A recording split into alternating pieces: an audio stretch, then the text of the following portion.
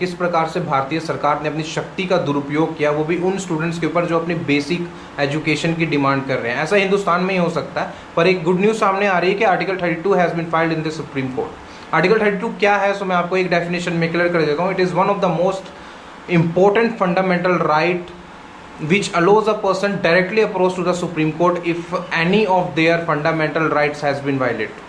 कुछ भी अगर वायलेशन होता है आपके फंडामेंटल राइट का, तो आप डायरेक्टली सुप्रीम कोर्ट में जो है याचिका जो है वो भर सकते हो।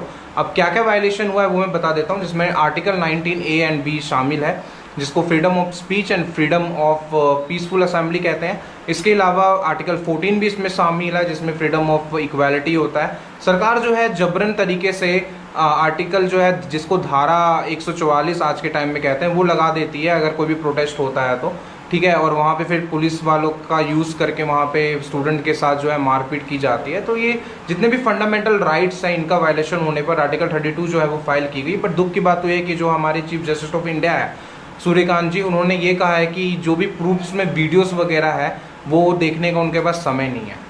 ये सुनकर पूरा देश जो है वो हिल गया, क्योंकि ये उम्मीद जो है सुप्रीम कोर्ट से तो नहीं की गई थी। बट जो भी हो, सुप्रीम कोर्ट जो ऑफ इंडिया जो है उस पर सबको बहुत भरोसा है और बहुत रिस्पेक्ट है, क्योंकि इंडियन जुडिशरी सिस्टम पे सबको भरोसा है। और जल्दी जो है सुप्रीम कोर्ट ऑफ इंडिया इस पर टाइम